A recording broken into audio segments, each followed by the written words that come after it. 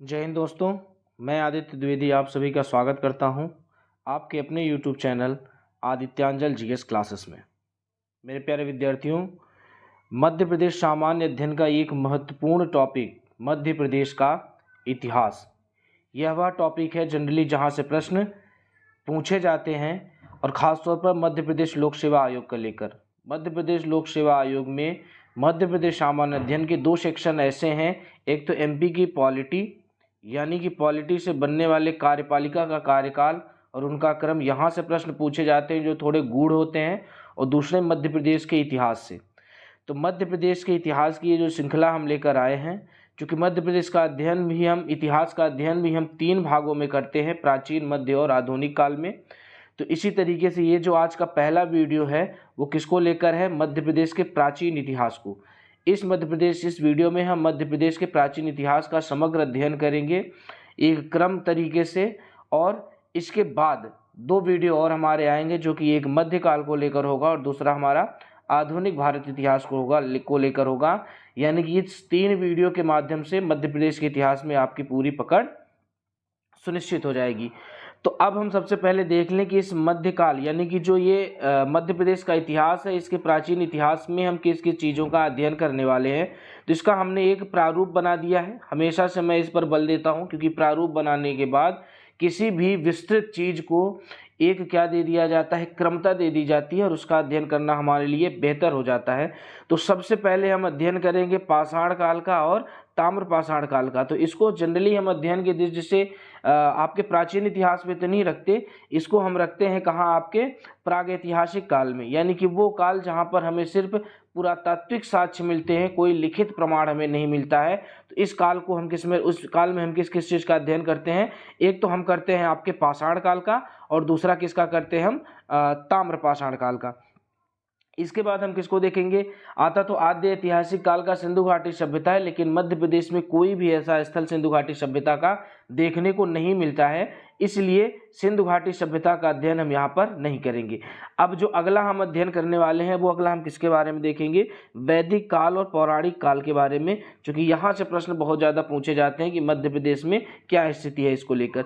फिर मध्य प्रदेश में महाजनपद काल की क्या स्थिति रही है, मौर्य काल की क्या स्थिति रही है, मौर्योत्तर काल की क्या स्थिति रही है, गुप्त काल की क्या स्थिति देखने को मिलती है, गुप्तोत्तर काल की क्या स्थिति देखने को मिलती है, और अंतिम जो टॉपिक होगा प्राचीन मध्य प्रदेश के इतिहास का वो होगा राजपूत काल। तो इन तमाम चीज़ों को एक एक करके एक क्रम से हम पढ़ेंगे, और इसके बाद हमारा ये टॉपिक क्या हो जाएगा? कंप्लीट हो जाएगा। तो आइए बिना विलंब किए हुए हम अपना पहला आज का टॉपिक शुरू करते हैं, पाषाण काल। यानी कि पाषाण काल वो समय होता है, इसका नाम पाषाण काल रखने के पीछे का कारण ये है कि इस समय मानव अपने विकास के पहले चरण में था, और इस समय मानव जिन वस्तुओं का अपने दैनिक जीवन में उपयोग किया करता था वो सामान्यतः किसकी हुआ करती थी? पत्थर की हुआ करती थी, इसलिए इसको क्या कहा जाता है? पाषाण काल। और इस पाषाण काल में हम डिटेल से पाषाण काल नहीं पढ़ेंगे, पाषाण काल के बारे में डिटेल से पढ़ना है तो भारत के इतिहास का जो प्राचीन इतिहास का पहला वीडियो वहाँ पे डिटेल से बताया गया है। हम सिर्फ यहाँ पे पाषाण काल के देखेंगे कौन से प्रमुख स्थल हैं और पाषाण कालीन प्रमुख स्थलों के सर्वेक्षणकर्ता कौन कौन है, इन बस चीज़ों का हम यहाँ पर अध्ययन करने वाले हैं। तो आइए चलते हैं, देखते हैं इसके आगे का। तो सबसे पहले हम क्या देखते हैं कि प्रमुख स्थल पाषाण काल के कौन कौन से निकलकर हमारे सामने आते हैं। तो सबसे पहला प्रमुख स्थल निकलकर आता है भीमबेटका। जी हाँ, ये कहाँ है? तो मध्य प्रदेश के रायसेन जिले के ओबेदुल्लागंज तहसील में। किस तहसील में है? रायसेन के ओबेदुल्लागंज तहसील में है। खोज इसकी किसने की थी? तो 1957-58 के समय, यानी कि 1857 की क्रांति के 100 वर्ष बाद किसने की थी? श्रीधर विष्णु वाकरकर ने। किसने की थी? विष्णु वाकरकर ने की थी। और ये कैसा है? तो पूरा पाषाण कालीन गुफा शैल चित्र है, यानी कि यहाँ पर गुफा है और गुफा में शैल चित्र बनाए गए हैं, पत्थर पर गुफा की दीवारों पर शैल चित्र बनाए गए हैं, और ये काफ़ी प्राचीन है। इस कारण इसको क्या किया गया है? 2003 में यूनेस्को में शामिल कर दिया गया। किस में शामिल कर दिया गया है? यूनेस्को में। अब ये जो पाषाण काल होता है इसके भी 3 चरण होते हैं। पूरा पाषाण काल होता है, एक मध्य पाषाण काल होता है, और एक कौन सा होता है? नव पाषाण काल। तो ये कैसा स्थल है? पूरा पाषाण कालीन स्थल है, या इसको पाषाण कालीन स्थल भी हम कह सकते हैं। फिर इसके बाद हम देखते हैं जो अगला स्थल निकल कर आता है आदमगढ़। कौन सा निकल कर आता है? आदमगढ़। और आदमगढ़ कहाँ है आपके? तो होशंगाबाद में। कहाँ है? होशंगाबाद में। और इसकी खोज किसने की थी? तो आरबी जोशी ने। किसने की थी? आरबी जोशी ने की थी। और कब की थी? तो 1964 में। कब की थी? 1964 में। यानी कि अब ये जो आदमगढ़ है ये इंपॉर्टेंट क्यों है? तो यहाँ पे पशुपालन के प्रथम साक्ष्य मिलते हैं, या यूँ कहो कि मानव के समूह में रहने के प्रथम साक्ष्य कहाँ से देखने को मिलते हैं? तो वो आपके मिलते हैं आदमगढ़ से। इसे क्या कहा जाता है? माइक्रोलिथिक फैक्ट्री कहा जाता है। क्या कहा जाता है? Microlithic factory. और माइक्रोलिथिक एज इसे किसे कहा जाता है? तो मध्य पाषाण काल को। किसे कहा जाता है? मध्य पाषाण काल को। तो बताओ भैया कि मध्य प्रदेश में पशुपालन के साक्ष्य सर्वप्रथम कहाँ से मिलते हैं? तो आदमगढ़ से। और ये आदमगढ़ है कहाँ? तो होशंगाबाद में। क्लियर है? तो दो स्थलों के बारे में देख लिया, एक तो भीमबेटका के बारे में और दूसरा आदमगढ़ के बारे में। आइए अब आगे देखते हैं। अब जो अगला स्थल निकल कर आता है हमारे सामने, तो स्क्रीन पर दिख रहा है हथनौरा। कौन सा प्रमुख स्थल है? हथनौरा। ये है कहाँ? तो सीहोर जिले में। किस जिले में स्थित है हथनौरा? सीहोर जिले में। और इसकी खोज 1982 में किसने की थी? किसने की थी? तो अरुण सोनकिया। ये बहुत जरूरी है, ये नाम याद रखना। क्या नाम है इनका? अरुण सोनकिया। किसकी खोज की थी इन्होंने? हथनौरा की। यहाँ से कैसे साक्ष्य मिले? चूंकि पता है आपको पाषाण काल में क्या मिलते हैं? पुरातात्विक साक्ष्य मिलते हैं, कोई लिखित साक्ष्य तो हमें देखने को मिलता नहीं है। तो इनमें से जो यहाँ से जो प्रमुख साक्ष्य देखने को मिलता है, तो मानव की एक खोपड़ी मिलती है, स्कल्प है ना। तो स्कल्प स्केलेटन मिलता है, तो मानव की एक खोपड़ी मिलती है। और क्या मिलता है? हाथी के जीवाश्म भी यहाँ से देखने को मिलते हैं। और यहाँ से जो मानव की खोपड़ी मिली है उसको क्या नाम दिया गया है? तो नर्मदा मानव। क्या नाम दिया गया है? नर्मदा मानव। क्लियर है? तो ये भी प्रश्न पूछा जाएगा कि हथनौरा से जो मानव की खोपड़ी मिली है उसको क्या नाम दिया गया है? तो उसका नाम दिया गया है नर्मदा मानव। क्लियर है? तो यही तीन प्रमुख स्थल आपके थे जो पाषाण काल से संबंधित थे। एक तो हमने देखा भीमबेटका, दूसरा देखा हमने आदमगढ़, और तीसरा किसके बारे में देख लिया? हथनौरा के बाद। अब इसके बाद ये जो तमाम क्षेत्र हम ये जो स्थान देखने वाले हैं, ये आपके पाषाण कालीन भी है और ताम्र पाषाण कालीन स्थल दोनों हैं। लेकिन पाषाण कालीन से ज़्यादा इनको वरीयता किस रूप में दी जाती है? ताम्र पाषाण कालीन स्थल के रूप में। अब ये कौन है और किस स्थल पर है ये देख लेते हैं। तो अगला आता है नावदा टोली। कौन सा आता है? नावदा टोली, जो कि कहाँ है? आपके खरगोन जिले में है। और इसकी खोज एच.डी. सांकलिया ने की थी। ये बहुत जरूरी है, बहुत इंपॉर्टेंट है, इसको जरूर नोट कर लीजिएगा। हालांकि इसकी पीडीएफ हम आपको अपने टेलीग्राम चैनल पर दे देंगे। सब्सक्रिप्शन में टेलीग्राम चैनल की लिंक होगी, वहां से जाएंगे तो क्लास के 1-2 घंटे बाद इसकी संपूर्ण पीडीएफ आपको वहां पर उपलब्ध हो जाएगी। तो उसके लिए आप टेलीग्राम चैनल ज्वाइन कर लीजिएगा। तो नावदा टोली खरगोन में है, एच.डी. सांकलिया ने इसकी खोज की थी। दूसरा प्रमुख स्थल निकल कर आता है आवरा, बहुत इंपॉर्टेंट है, मंदसौर में है, एच.वी. त्रिवेदी ने की थी। किसने खोज की थी इसकी? एच.वी. त्रिवेदी ने। तो नावदा टोली खरगोन और आवरा कहाँ है? मंदसौर में। मामा भांजा शैलाश्रय ये कहाँ है आपके? तो पचमढ़ी में। कहाँ है? पचमढ़ी में। याद रखिएगा ये पाषाण कालीन भी स्थल है और ताम्र पाषाण कालीन स्थल है। लेकिन अगर ताम्र पाषाण कालीन स्थल आता है तो हम कहाँ किस ऑप्शन पर जाएंगे? ताम्र पाषाण कालीन स्थल में। दूसरा आता है हटा, और ये हटा कहाँ है? दमोह में। कहाँ है? दमोह में। तीसरा जो स्थल है कसरावत, और ये कसरावत कहाँ है? खरगोन। कौन कौन सा स्थल ले किया? नावदा टोली खरगोन, आवरा मंदसौर, मामा भांजा शैलाश्रय पचमढ़ी, हटा दमोद और कसरावत जो कि कहाँ है? खरगोन में है। क्लियर है? इसके बाद हम क्या देखते हैं? जो अन्य प्रमुख स्थल निकल कर आते हैं उनमें से है त्योंथर। त्योंथर में रीवा, जो रीवा की एक तहसील है त्योंथर, वहां से भी क्या मिलते हैं आपके? ताम्र पाषाण कालीन और पाषाण कालीन साक्ष्य प्राप्त हुए हैं। क्लियर है? फिर अगला प्रमुख स्थल आता है खलघाट। तो खलघाट कहाँ है आपके? धार में। कहाँ है? धार में है। और फिर एक आता है करेली, और करेली कहाँ है? ये नरसिंहपुर में है और शक्कर नदी के किनारे। किस नदी के किनारे है? शक्कर नदी के किनारे है। तो अगले स्थल कौन से देख लिया हमने? त्योंथर देख लिया, खलघाट जो कि धार में है, और करेली जो कि कहाँ है? नरसिंहपुर में। क्लियर है? एक बार फिर से इनको हम देख लेते हैं। कौन सा? एक तो हथनौरा देखा, नावदा टोली खरगोन में है, आवरा मंदसौर में, मामा भांजा शैलाश्रय पचमढ़ी में, हाटा दमोह, कसरावत खरगोन, त्योंथर रीवा, खलघाट धार, और करेली कहाँ है? नरसिंहपुर में। अब एक करंट अफेयर्स का टॉपिक निकल कर आता है कि रॉक शेल्टर कॉरिडोर, यानी कि पाषाण कालीन स्थल को लेकर और प्राचीन काल की जो संस्कृति की जो धरोहर है उसको एक प्रदर्शनी के रूप में स्थापित करने के लिए, ताकि हमारी आगामी जो पीढ़ी है उसका अध्ययन कर सके, उसके बारे में जानकारी प्राप्त कर सके, तो उसके लिए एक रॉक शेल्टर कॉरिडोर, एक गलियारा ही बनाया जा रहा है। और ये कहाँ बनाया जा रहा है आपके? तो भोपाल में। कहाँ बनेगा? भोपाल में। तो क्या प्रश्न निकल कर आता है कि रॉक शेल्टर कॉरिडोर ये कहाँ बनाया जा रहा है आपके? तो तो भोपाल में। क्लियर है। चलिए, तो इस तरीके से हमने किसको देख लिया, पाषाण कालीन स्थल को देख लिया, यानी कि प्रमुख स्थल देख लिया। अब हम प्रमुख सर्वेक्षणकर्ता को देख लेते हैं। ये जो सर्वेक्षण करता है, चूंकि ये जो मानव की सभ्यता है ये कहाँ विकसित होती थी, तो सदैव किसी न किसी नदी घाटी के किनारे ही विकसित होती थी, क्योंकि उनके लिए जो बेहद आवश्यक होता था वो क्या होता था, जल स्रोत। क्या होता था, जल स्रोत होता था, और इसके लिए वो किसका चयन करते थे, किसी न किसी नदी घाटी का चयन करते थे। क्लियर है। तो अब जो सबसे पहला स्थल आता है तो नर्मदा घाटी। कौन सा, नर्मदा घाटी। और नर्मदा घाटी के जो सर्वेक्षण करता है तो कौन है, आरबी जोशी। कौन है, आरबी जोशी। और कौन है, एचडी सांकलिया। कौन है, एचडी सांकलिया। तो इसके लिए एक ट्रिक है कि कालिया ने जोश जोश में नर्मदा घाटी की खोज की। किसने, कालिया ने जोश जोश में किसकी, नर्मदा घाटी की खोज की, है ना। ये एक ट्रिक है, इसके पीछे लॉजिक मत ढूंढिएगा, तर्क मत ढूंढिएगा, तो उससे कुछ उपहास ही निकलेगा, बाकी कुछ नहीं। ये इसलिए बताया गया है ताकि आपको याद हो जाए, और सबसे ज़्यादा इंपॉर्टेंट यही है भी।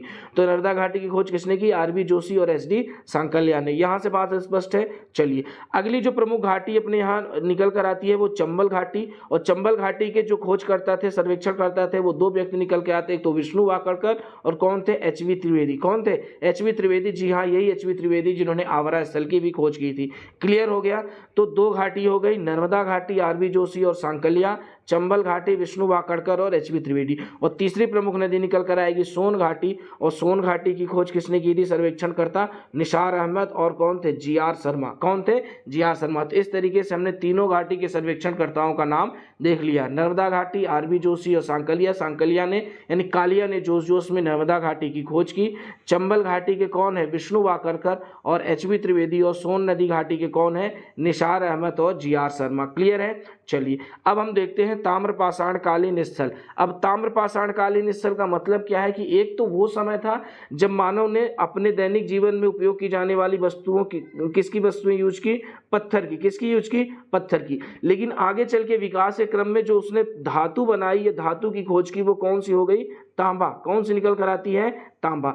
तो अब पत्थर के साथ साथ उसने किसका प्रयोग करना प्रारंभ कर दिया, तांबा का। तो तांबा और पत्थर को मिलाकर उन्होंने अपने औजार या वस्तु बनाए, और ऐसी संस्कृत को क्या बोला गया, तो ऐसी संस्कृत को बोला गया ताम्रपाषाण कालीन। क्या बोला गया, ताम्रपाषाण कालीन संस्कृत बोला गया। और ऐसी ताम्रपाषाण कालीन संस्कृत को लेकर विभिन्न स्थल मध्य प्रदेश में आपके देखने को मिलते हैं। अब इन्हीं स्थलों को एक एक करके हम क्या करेंगे, अध्ययन करेंगे। क्लियर है। चलिए, तो सबसे पहले कौन सा स्थल निकल कर आता है, तो सबसे पहले अपना स्थल जो निकल कर आता है वो है नावदा टोली। कौन सा है, नावदा टोली। बहुत इंपॉर्टेंट है। कहाँ है, महेश्वर में है, नर्मदा नदी घाटी में स्थित यह स्थल है। 1952-53 में एचडी सांकलिया ने अभी बताया कि कालिया ने जोश जोश में किसकी खोज की थी, नर्मदा घाटी की। तो किसने खोज की थी इस स्थल की, एचडी सांकलिया ने। और यहाँ पे भूरे रंग के मृदभांड मिले हैं। मृदभांड किसे कहा जाता है, तो मिट्टी के बर्तनों को क्या बोला जाता था, मृदभांड बोला जाता था। जो सबसे इंपॉर्टेंट, वेरी वेरी इंपॉर्टेंट जो स्थल है वो है कायथा, जो कि कहाँ है, आपके उज्जैन में है। और किस नदी के किनारे है, काली सिंध। किसके किनारे है, काली सिंध। और इसकी खोज किसने की थी, 1964 में श्रीधर विष्णु वाकड़कर। किसने की थी, श्रीधर विष्णु वाकड़कर। ये सबसे ज़्यादा इंपॉर्टेंट क्यों हो जाता है कि इसे पहला ताम्रपाषाण कालीन नगर माना जाता है। स्थल नहीं, ताम्रपाषाण का पहला नगर, यानी कि ये विकसित स्थल था, नगर का रूप ले चुका था। कौन सा, कायथा। तो ताम्रपाषाण कालीन पहला नगर किसे माना जाता है, कायथा को, जो कि कहाँ है, आपके उज्जैन में। तो हमने नावदा टोली को देख लिया, और हमने किसको देख लिया, कायथा को देख लिया। अब हम किसको देखने वाले हैं, दो स्थल और आपके सामने दिख रहे हैं। ये कौन से हैं, एक तो डांग वाला है और दूसरा नागदा। तो ये भी कहाँ है, उज्जैन में। तो तीन आपके ताम्रपाषाण कालीन स्थल निकल कर आते हैं। एक तो कायथा, दूसरा डांग वाला, और तीसरा कौन सा निकल के आता है, नागदा। और ये तीनों के तीनों कहाँ हैं, उज्जैन में है। और तीनों के तीनों क्या हैं, ये ताम्रपाषाण कालीन स्थल हैं। अब अगले स्थल हम देख लेते हैं। अगला स्थल कौन सा निकल के आता है, आवरा, जो कि कहाँ है, आपके मंदसौर में। एचवी त्रिवेदी ने इसकी खोज की थी। बेसनगर, जिस यानी कि विदिशा में। विदिशा को पहले क्या बोला जाता था, भेलसा या बेसनगर। ये भी ताम्रपाषाण कालीन स्थल है। एरण, जो कि सागर में है, ये भी एक प्रकार का ताम्रपाषाण कालीन स्थल है। लेकिन गुप्त काल में देखेंगे, गुप्त काल से यहाँ एक अभिलेख भी मिलता है जो सती प्रथा का अभिलेख था। तो वो तो बहुत बाद की घटना है, लेकिन इसके पहले भी ये एक पुराना स्थल था। किस चीज़ को लेकर, ताम्रपाषाण कालीन स्थल को लेकर। और खेड़ी नामा, जो कि कहाँ है, होशंगाबाद में। कहाँ है, होशंगाबाद में। तो नावदा टोली महेश्वर देखा हमने, फिर हमने कायथा और डोंग डांग वाला है ना, और ये सब चीज़ों को कहाँ देखा हमने, नागदा उज्जैन में देखा, आवरा मंदसौर में, बेशनगर विदिशा, एरण सागर और खेड़ीनामा होशंगाबाद। तो इस तरीके से हमने किसको, पाषाणकालीन स्थल यानी कि पाषाणकालीन और ताम्र पाषाणकालीन चीज़ों को हमने मध्य प्रदेश में के प्राचीन इतिहास में देख लिया है। अब इसके बाद क्या शुरू होता है, चूँकि हमने शुरू में ही बताया था कि मध्य प्रदेश से किसी भी प्रकार के सिंधु घाटी सभ्यता के स्थल आपको देखने को नहीं मिलते, इसलिए उस सेक्शन को हम यहाँ पर स्किप करेंगे। अब यहाँ से हम किसको देखेंगे, वैदिक सभ्यता के काल को।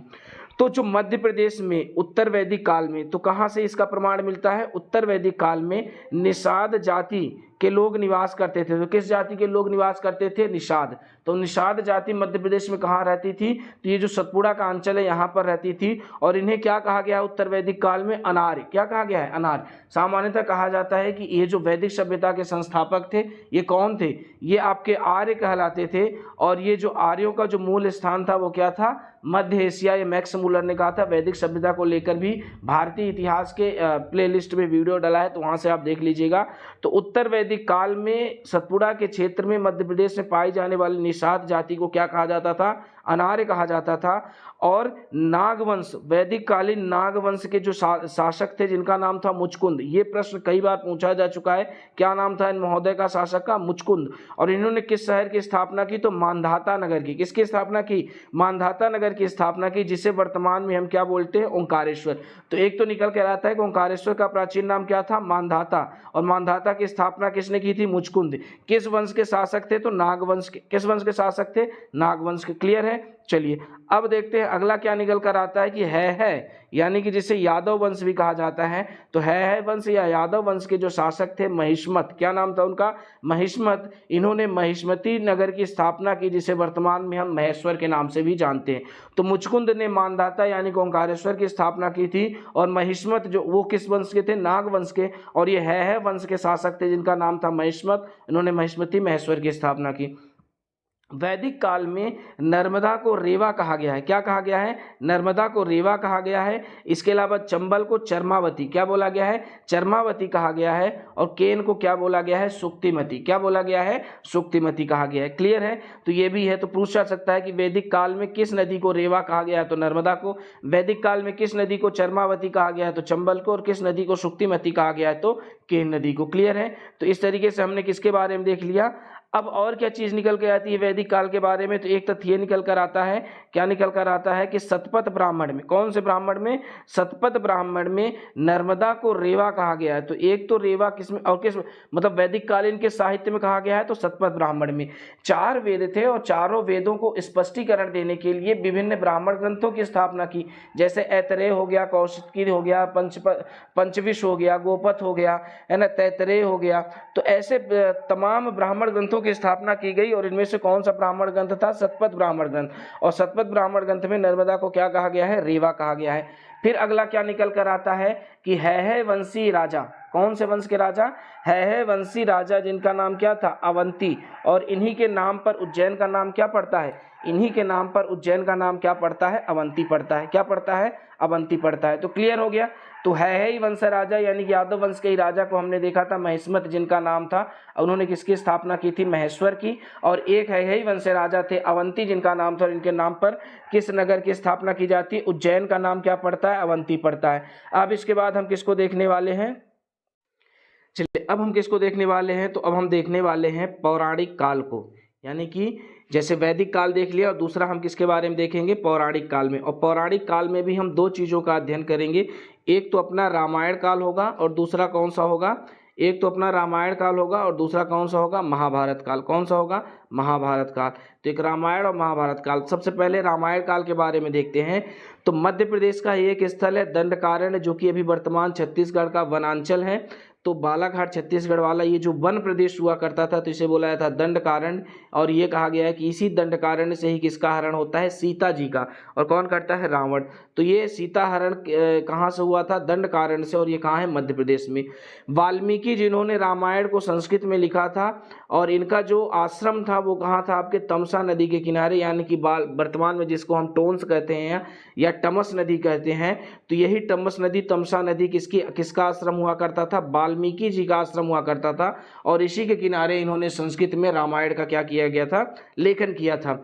इस रामायण कालीन जो प्रमुख स्थल मध्य प्रदेश में निकल कर आता है तो वो है चित्रकूट, जो कि सतना जिले में है। और यहाँ से राम भरत का मिलाप, कहाँ, जो राम भरत का मिलाप यानी कि जब राम जी किसके लिए 14 वर्ष के वनवास में निकल जाते हैं, तब उस समय भरत नहीं हुआ करते थे, लेकिन जब भरत आते हैं उनको राजपाट दिया जाता है तो उसके पहले वो किससे मिलना चाहते हैं, अपने भाई से मिलना चाहते हैं। और उसके लिए जब वो आते हैं तो उस समय 14 वर्ष के वनवास में अयोध्या से वो कहाँ पहुँच चुके होते हैं, तो आपके चित्रकूट में। और यहीं पर आकर वो मिलाप करते हैं, बहुत प्रयास करते हैं, इसके बावजूद भी वो नहीं जाते हैं और अंततः राम जी का खर्राऊं लेकर वो वापस अयोध्या के लिए लौट जाते हैं।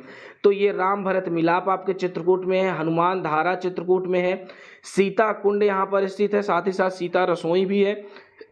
यहाँ पर मंदाकिनी नदी प्रवाहित होती है और मंदाकिनी नदी पर ये जो घाट बना है इसको राम घाट कहा जाता है। और लक्ष्मण पहाड़ी भी है जहाँ पर लक्ष्मण भगवान क्या कहते थे, पहरा दिया करते थे। तो ये तमाम चीज़ें आपके कहाँ हैं, चित्रकूट में हैं।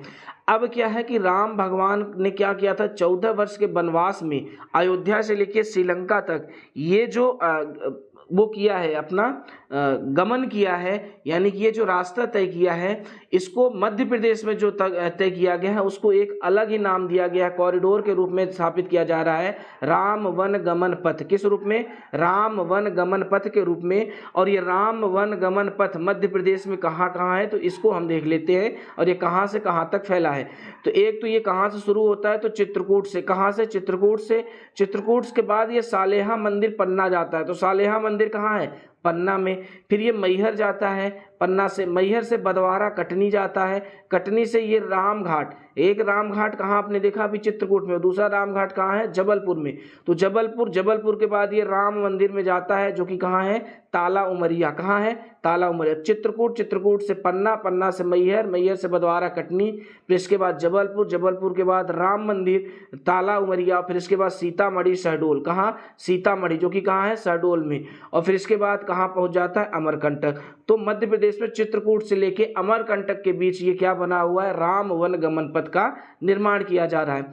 अब चूंकि आपको पता होगा कि रावण की जो पत्नी थी उनका नाम क्या था, मंदोदरी। और ये मंदोदरी का निवास कहाँ था, मायका क्या था, तो ये आपके मध्य प्रदेश का मंदसौर शहर। कौन सा शहर है, मंदसौर। इसलिए मध्य प्रदेश में कहीं न कहीं रावण की क्या की जाती है, पूजा की जाती है।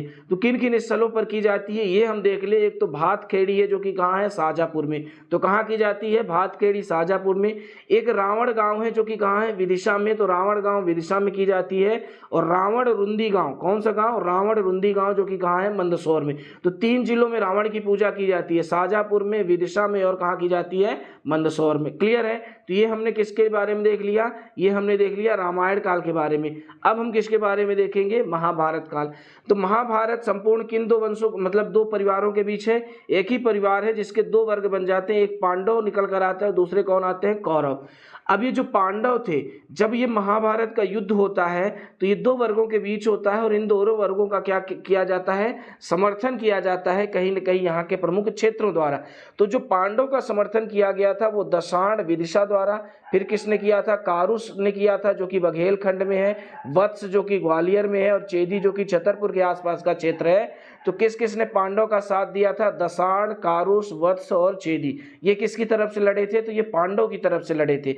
वहीं जब कौरवों की बात करते हैं तो कौरवों की तरफ से महिष्मती, अवंती, विदर्भ और निषाद जाति जो कि सतपुड़ा के आसपास का क्षेत्र है। विदर्भ जो कि अभी वर्तमान महाराष्ट्र में आ जाता है और ये महिष्मती और अवंती आपको पता ही है। तो इन लोगों ने किधर से युद्ध किया था, किस तरफ से लड़े थे, तो इन्होंने कौरवों की तरफ से युद्ध लड़ा था, उनका साथ दिया था। और पांडवों का साथ दशाण, कारुस, वत्स और चेदी ने दिया था। तो क्लियर है।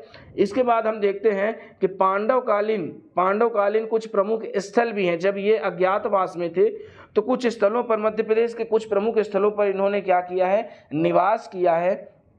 और इस निवास के प्रमुख स्थल कौन से हैं, तो एक तो निकल कर आता है भीमबेटका। क्या नाम निकल कर आता है, भीमबेटका।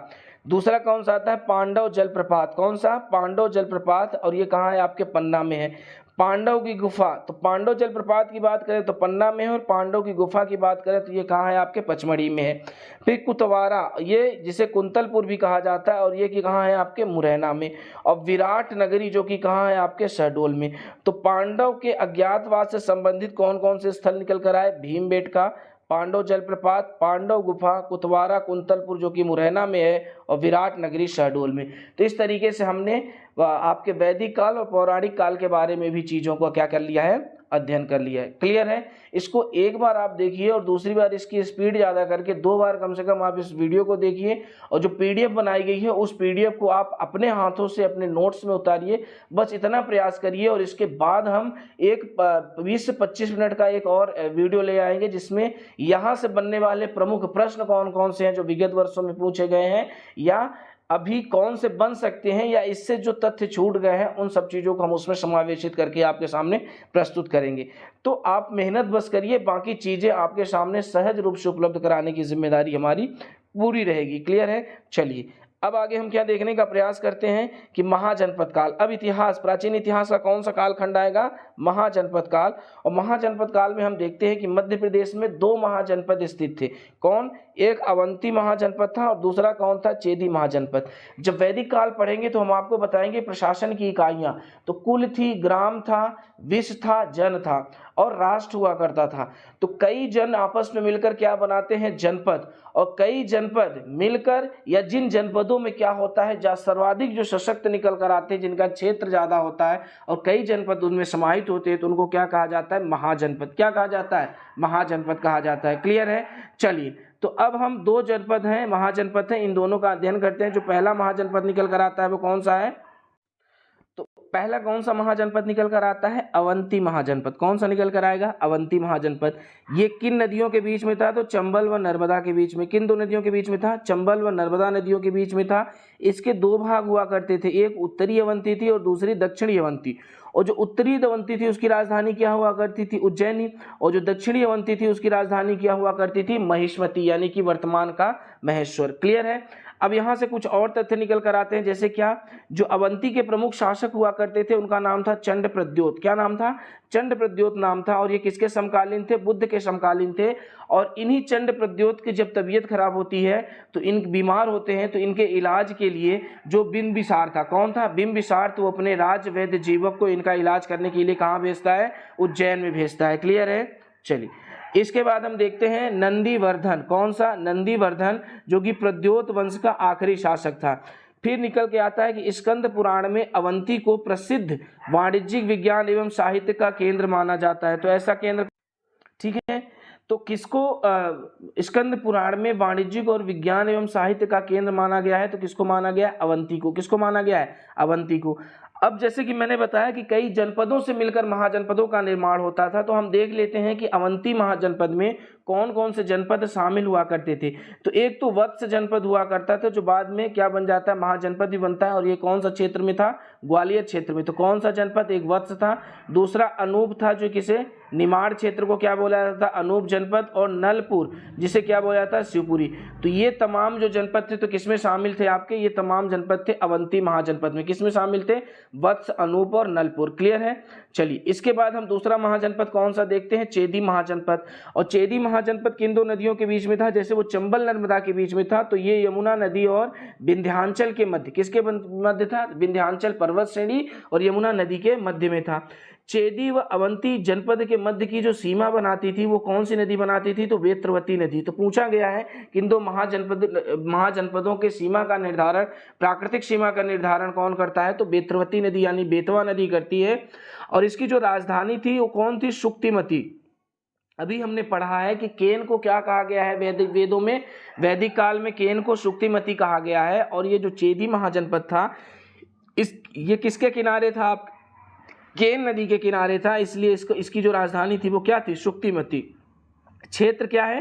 तो वर्तमान का जो बुंदेलखंड है मध्य प्रदेश उत्तर प्रदेश में फैला, ये इसका प्रमुख क्षेत्र हुआ करता था। और इसके अंतर्गत कौन कौन से आते थे? जैसे उसमें वत्स आता था, अनूप आता था और नलपुर आता था, वैसे इसमें कौन सा आता है? दसाड़, जो कि विदिशा का क्षेत्र था, तुंडीकर जो कि दमोह का क्षेत्र है, और एरण जो कि किसका है? सागर का क्षेत्र है। तो इन स्थलों को मिलाकर किसका निर्माण किया गया था? आपके चेदी महाजनपद। दसाड़ विदिशा का क्षेत्र, तुंडीकर दमोह का, और एरण सागर का क्षेत्र हुआ करता था। क्लियर है? तो इस तरीके से हमने महाजनपद काल को भी हमने देख लिया। अब हम किसके बारे में देखने वाले हैं? मध्य प्रदेश में मौर्य काल के स्थल को। अब मौर्य काल का जो प्रमुख हस्तक्षेप या इतिहास निकल कर आता है, तो वो एक व्यक्तित्व के इर्द गिर्द घूमता है, और वो व्यक्तित्व कौन था? अशोक। कौन था? अशोक। जब बिंदुसार शासन कर रहा था, कहाँ पे, मगध पे शासन कर रहा था, जो कि किसका बेटा था, चंद्रगुप्त मौर्य का। तो जब बिंदुसार यहाँ पे शासन कर रहा था तो वो अशोक को क्या बनाकर, उज्जैन का राज्यपाल बनाकर भेज देता है। और अशोक ने कुल 11 वर्षों तक यहाँ पर क्या किया है, शासन किया है। कहाँ पर, आपके उज्जैन में। अब अशोक ने इस शासन के दौरान विवाह भी किया, और किससे किया, तो विदिशा की एक सेठ पुत्री थी जिसे श्रीदेवी कहा जाता है, और कहीं कहीं इसको महादेवी भी कहा जाता है। तो ये किसकी पुत्री थी, सेठ की पुत्री, और कहाँ की थी, विदिशा की थी। और इसी महादेवी के कहने पर, किसके, इसी महादेवी के कहने पर सांची स्तूप जो कि रायसेन में है, एवं वैश्य टेकरी स्तूप जो कि उज्जैन में, इन दोनों का निर्माण कौन करता है, अशोक।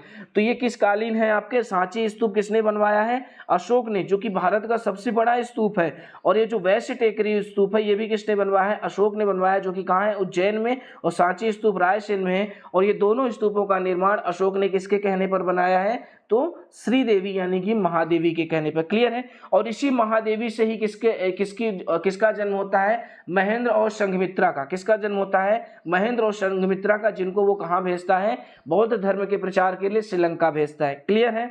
अब हम देखते हैं मौर्यकालीन प्रमुख अभिलेख कौन कौन से निकल कर आते हैं। तो सबसे प्रमुख अभिलेख कौन सा निकल कर आता है, एक तो रूपनाथ जो कि कहाँ है, कटनी में, गुर्जरा जो कि कहाँ है, दतिया में, फिर कौन सा निकल कर आता है, सांची जो कि कहाँ है, रायसेन में, कसरावत कहाँ है, खरगोन में, और काली तलाई अभिलेख जो कि कहाँ है, कटनी में। क्लियर है। तो कौन कौन से अभिलेख निकल कर आते हैं, तो एक तो निकल कर आया रूपनाथ जो कि कहाँ है, कटनी में। गुर्जरा अभिलेख बहुत इंपॉर्टेंट हो जाता है, क्योंकि एक तो गुर्जरा अभिलेख है, इसी गुर्जरा अभिलेख में किसको, आपके अशोक का नाम अशोक मिलता है। बल्कि हर जगह अशोक का नाम जो हम इतिहास में देखते हैं तो प्रियदर्शी के रूप में मिलता है, लेकिन ये जो गुर्जरा अभिलेख है, इस अभिलेख में इसका नाम क्या लिखा गया है, जो कि दतिया में अशोक नाम प्रियदर्शी। तो अशोक का नाम अशोक सर्वप्रथम किस अभिलेख में मिलता है, गुर्जरा अभिलेख में। सांची अभिलेख कहाँ है, रायसेन में। कसरावत अभिलेख खरगोन में है। काली तलाई अभिलेख कहाँ है, कटनी में। क्लियर है। चलिए अब क्या करते हैं, मौर्यकालीन प्रमुख स्तूपों को देख लेते हैं। तो स्तूप की जब हम बात करते हैं तो सबसे प्रमुख अभी हमने बताया जिसको अशोक ने बनवाया था, सांची स्तूप। निर्माण किसने किया, अशोक ने, और ये भारत का सबसे बड़ा क्या है, स्तूप है। जीर्णोद्धार, इसका जीर्णोद्धार किसने करवाया है, यानी कि इसको अब बाद में इसका सुदृढ़ीकरण किसने करवाया है, तो पुष्यमित्र शुंग ने। इसकी खोज किसने की थी, तो जनरल टेलर ने 1818 में। तो सांची स्तूप की खोज किसने की थी, जनरल टेलर ने 1818 में। निर्माण इसका अशोक ने करवाया, जीर्णोद्धार पुष्यमित्र शुंग ने करवाया है। 1989 में इसे यूनेस्को में शामिल कर दिया गया। तो कब शामिल किया गया इसको, 1989 में, किसमें, यूनेस्को में। और मोगदलायन व सारीपुत्र की अस्थियां रखी हैं। यहाँ पर यह प्रश्न पूछा गया है कि अशोक, ये जो क्या होता है आपका, ये जो स्तूप होता है, तो स्तूप के में क्या होता है, किसी न किसी बौद्ध धर्म के प्रमुख व्यक्तित्व की क्या की जाती है, अवशेष या अस्थियों को रखा जाता है। और ये जो अवशेष यहाँ पर किसके रखे गए हैं, मर्मिका जिसे बोला जाता है, सॉरी हर्मिका। तो जो ये अवशेष रखने का जो स्थल होता है उसको क्या बोला जाता है, हर्मिका। क्या बोला जाता है, हर्मिका। और इस हर्मिका में किसके रखे गए हैं अवशेष, तो मोगदलायन और सारीपुत्र के। किसके रखे गए हैं, मोगदलायन और सारीपुत्र के। क्लियर है। चलिए अब अगला कौन सा निकल कर आता है स्तूप, भरहुत स्तूप, जो कि कहाँ है, सतना में। और इसकी खोज किसने की थी, 1873 में। किसने की थी, अलेक्जेंडर कनिंघम ने। किसने की थी, अलेक्जेंडर कनिंघम ने। तो मैन स्तूप ये कहाँ है, आपके अशोकनगर में। कहाँ है, अशोकनगर में। आगे चल के गुप्त काल में इन अभिलेखों को और डिटेल से हम देखेंगे। तो सांची स्तूप जो कि कहाँ है, आपके रायसेन में। भरहुत स्तूप जो कि सतना में है, और तुमैन स्तूप जो कि कहाँ है, अशोकनगर में। वैश्य टेकरी ये भी हमने बताया था, अशोक ने बनवाया था, उज्जैन में है। देउर कोठार, ये देउर कोठार कहाँ है, तो त्योंथर रीवा में है। कहाँ है, त्योंथर रीवा में है। इसके अलावा सतधारा, सोनारी और अंधेर, कौन कौन से, सतधारा, सोनारी और अंधेर, ये तीनों के तीनों कहाँ हैं, आपके रायसेन में। और ये सारे अभिलेख किस काल के हैं, आपके मौर्य काल के। किस काल के हैं, मौर्य काल के। क्लियर है। तो इस तरीके से हमने किसको देख लिया, मौर्य काल को देख लिया। अब हम किसको देखेंगे, मौर्योत्तर काल को। और मौर्योत्तर काल में हम दो राजवंशों के बारे में पढ़ते हैं, तो शुंग वंश आता है, दूसरा सातवाहन वंश। कण्व भी आता है, लेकिन कण्व के कोई ठोस प्रमाण या साक्ष्य मध्य प्रदेश में नहीं मिलते, इसलिए उसको हम यहाँ पर स्किप करेंगे। हम दो राजवंशों के बारे में देखेंगे, एक तो शुंग राजवंश और दूसरा कौन सा देखेंगे, सातवाहन राजवंश। क्लियर है। तो चलिए आइए देखते हैं इन दोनों राजवंश। सबसे पहले किसको देखेंगे, शुंग राजवंश। किसके बारे में, शुंग राजवंश। जैसे आपको पता है कि मौर्य काल का जो आखिरी शासक था बृहद्रथ, उसकी हत्या करके कौन, पुष्यमित्र शुंग जो है वो पहले ब्राह्मण राजवंश की स्थापना करता है और मगध पर क्या करता है, सत्तारूढ़ होता है और इसने अपनी राजधानी फिर किसको बनाई, मगध से। मगध से इसने अपनी राजधानी किसे बनाई, तो भेलसा नगर, जिसे दसाण कहा जाता है, और वर्तमान का ये कौन सा शहर है, विदिशा। तो विदिशा को, मगध से विदिशा को राजधानी बनाने वाला शासक कौन था, वंश कौन था, तो शुंग वंश था। और शासक कौन था, तो पुष्यमित्र शुंग था। पुष्यमित्र शुंग ने अग्निमित्र को विदिशा का शासक बनाकर भेजा, और राजधानी बनाने के बाद पुष्यमित्र शुंग ने यहाँ का शासक किसे बनाकर भेजा, अग्निमित्र को। किसे भेजा, अग्निमित्र को। और ये जो पुष्यमित्र शुंग है, इसके बारे में कहा जाता है कि सांची के स्तूप का जीर्णोद्धार किया है इसने, और भरहुत स्तूप का निर्माण किया गया है। कहा जाता है कि 60,000 से ज़्यादा स्तूपों को तोड़ने का काम किसने किया था, ये जो बौद्ध साहित्यकार हैं, इन्होंने हमेशा ये आरोप लगाया है, दोषारोपण लगाया है पुष्यमित्र शुंग पर, किसने स्तूपों का या बौद्ध धर्म का क्या किया है, संहार किया है। लेकिन ये कटाक्ष है उस पर, यानी कि इस आलोचना को तर्क के साथ क्या करता है, काटता है कि अगर ये बौद्ध धर्म का विरोधी होता तो न तो सांची स्तूप का जीर्णोद्धार करवाता और ना ही ये नवीन भरहुत स्तूप का निर्माण भी करवाता। तो ये बौद्ध धर्म के विरोधी होने की आलोचना के विपक्ष में जो ये इसके बारे में तर्क निकल कर आता है। तो सांची स्तूप का जीर्णोद्धार, भरहुत स्तूप का निर्माण पुष्यमित्र शुंग ने करवाया। फिर अगला शासक कौन आता है, अग्निमित्र, जिसे ये शासक बनाकर विदिशा के लिए भेजता है, और मालविका से इसका प्रेम होता है। तो अग्निमित्र की मालविका से प्रेम प्रसंग की जो पूरी कहानी है वो कौन लिखता है, तो मालविका अग्निमित्रम में कौन लिखते हैं, आपके कालिदास। कौन लिखते हैं, कालिदास। क्लियर है।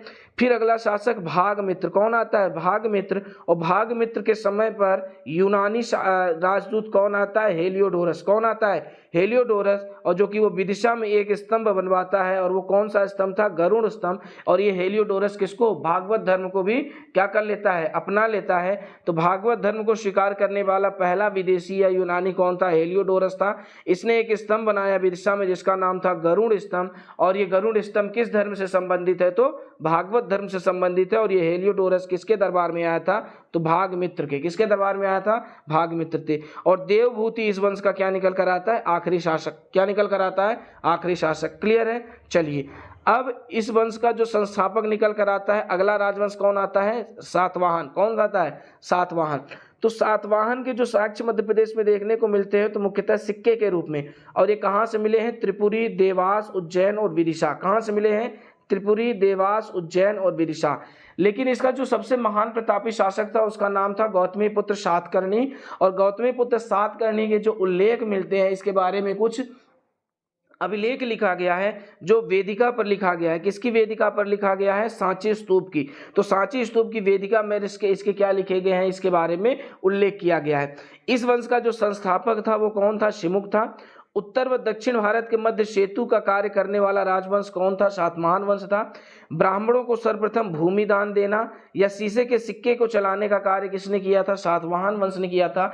और इस वंश के राजाओं ने अपने नाम के आगे किसका नाम लिखना प्रारंभ किया था, सर्वप्रथम माताओं का। जैसे मैंने कहा गौतमी पुत्र सातकर्णी, तो गौतमी सातकर्णी के माता का नाम था। जैसे मैंने कहा वशिष्ठ पुत्र पुलवामी, तो पुलवामी के माता का नाम क्या था, वशिष्ठ था। तो इसी तरीके से हमने कहा कि ये किसके बारे में था, सातवंश। सातवाहन के बारे में दो ही चीजें निकल कर आती हैं कि त्रिपुरी, देवास, उज्जैन और विदिशा। तो निम्नलिखित में से किस स्थल से इनके सिक्के नहीं मिलते हैं, तो इन 4 स्थलों से मिलते हैं, त्रिपुरी, जबलपुर, देवास, उज्जैन और विदिशा। और गौतमीपुत्र सातकर्णी के बारे में जानकारी कहाँ से मिलती है, तो सांची स्तूप की वेदिका पर उत्कीर्ण किया गया। क्लियर है। तो इस तरीके से हमने मौर्योत्तर काल के बारे में भी क्या कर लिया, देख लिया। अब हम किसके बारे में देखेंगे, मध्य प्रदेश के कुछ प्राचीन छोटे मोटे राजवंश थे। यहीं से प्रश्न पूछता है और यहाँ से आप बच्चे जनरली क्या हो जाते हैं, फंस जाते हैं। तो अब इसको हम बड़े संक्षिप्त तरीके से देखेंगे।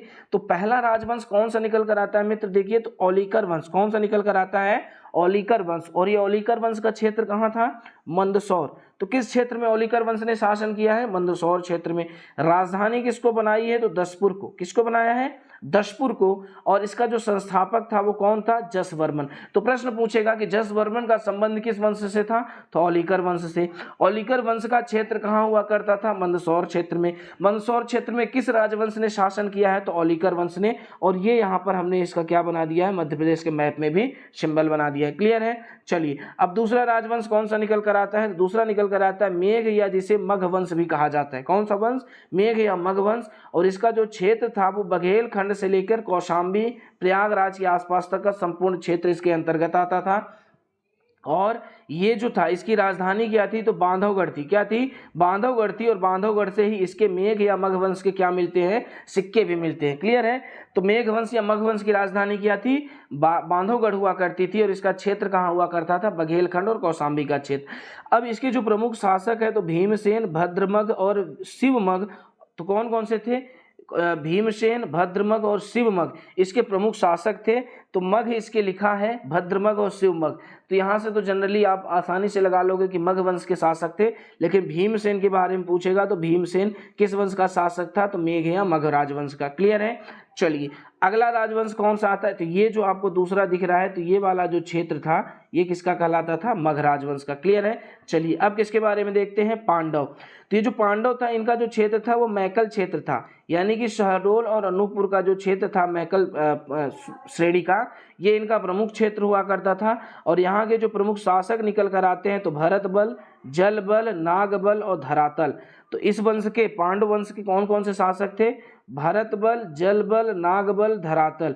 तो धरातल पूछा भी गया है कि धरातल किस वंश का शासक था, तो किस वंश का था, पांडव वंश का। और पांडव वंश ने किस क्षेत्र में शासन किया है, तो मैकल क्षेत्र में शासन किया है। क्लियर है। चलिए अब अगला राजवंश हम कौन सा देखते हैं, तो परिव्राजक वंश। कौन सा निकल कर आता है, परिव्राजक वंश। और इसका क्षेत्र था बुंदेलखंड पन्ना के आसपास। कहाँ था, बुंदेलखंड पन्ना के आसपास का जो क्षेत्र था उसको क्या कहा जाता था, परिव्राजक वंश। इसके जो प्रमुख शासक थे वो शासक देवराय था, प्रभंजन था, हस्तिन था और संक्षोभ। कौन था, संक्षोभ। तो कौन सा, देवादय, फिर कौन सा था, प्रभंजन, फिर हस्तिन और संक्षोभ। ये किस राजवंश के शासक थे, तो परिव्राजक राजवंश के।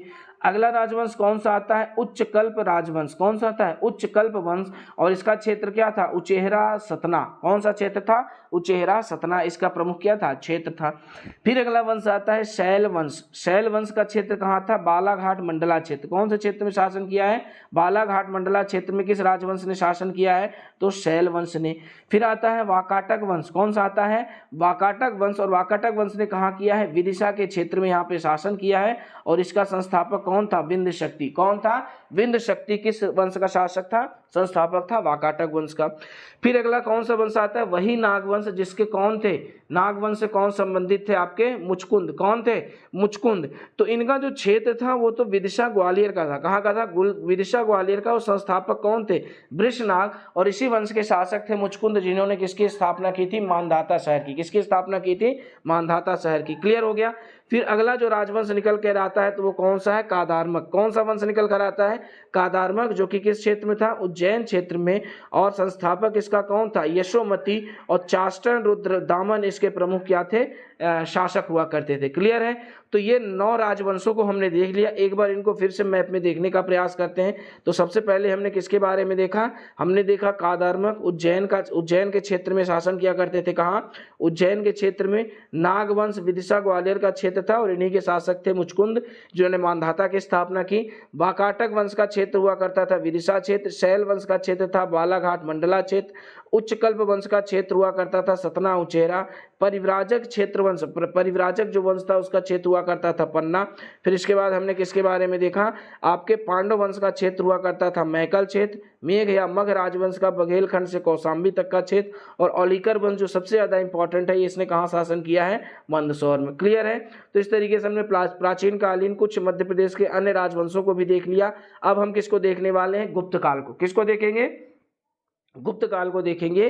तो गुप्त काल के बारे में क्या निकल कर आता है, वैसे अगर भारतीय इतिहास में देखा जाए तो गुप्त वंश का संस्थापक कौन था, श्रीगुप्त। किसे माना जाता है, श्रीगुप्त को माना जाता है। फिर इसके बाद जो अगले शासक आते हैं वो कौन से आते हैं, चंद्रगुप्त प्रथम। कौन आता है, चंद्रगुप्त प्रथम। तो संस्थापक श्रीगुप्त को माना जाता है। और अगला शासक आता है चंद्रगुप्त प्रथम, जिसे वास्तविक संस्थापक माना जाता है और जिसने महाराजाधिराज की उपाधि धारण की थी। लेकिन रीवा में जो सुपिया अभिलेख है, कौन सा अभिलेख है, सुपिया अभिलेख है, उसमें बताया गया है कि इस वंश का संस्थापक कौन था, घटोत्कच। किसको माना जाता है, घटोत्कच। और सुपिया वंश में इसको गुप्त वंशावली न कह के घटोत्कच वंशावली के नाम से क्या किया गया है, प्रदर्शित किया गया है। क्लियर है। तो गुप्त वंश के बारे में जानकारी या गुप्त की वंशावली बताने वाला अभिलेख कौन सा है, तो रीवा का सुपिया अभिलेख। कौन सा है, रीवा का सुपिया अभिलेख। तो घटोत्कच के बारे में रीवा का सुफिया अभिलेख बताता है और कहता है कि ये इस वंश का संस्थापक था, लेकिन वास्तव में कौन थे? श्रीगुप्त थे। फिर अगले कौन आते हैं? समुद्रगुप्त। तो समुद्रगुप्त के सिक्कों के साक्ष्य कहाँ से मिलते हैं? तो अवंती, एरण और अनूप क्षेत्र से। कहाँ से मिलते हैं? अवंती, एरण और अनूप क्षेत्र से, यानी समुद्रगुप्त के वो सिक्के जिनमें इन्हें क्या दिखाया गया है? वीणा बजाते हुए दिखाया गया है। क्लियर है। और एरण को इनके समय पर क्या कहा जाता था? स्वभोग नगर। क्या कहा जाता था? स्वभोग नगर कहा जाता था। इनकी जो राजधानी हुआ करती थी तो कौशाम्बी हुआ करती थी, लेकिन कौशाम्बी के अलावा भी जो इनकी राजधानी बाद में बनाई गई है वो किसे बनाया गया है? विदिशा को बनाया गया है। तो एरण जो कि सागर में है, इसको क्या बोला गया है? स्वभोग नगर। किसके समय में? समुद्रगुप्त के समय में। फिर अगला शासक, जो प्रमुख शासक मध्य प्रदेश में किसके बारे में गुप्त वंश का निकल कर आता है? तो वो है चंद्रगुप्त द्वितीय, जिसे विक्रमादित्य भी कहा जाता है। क्या कहा जाता है?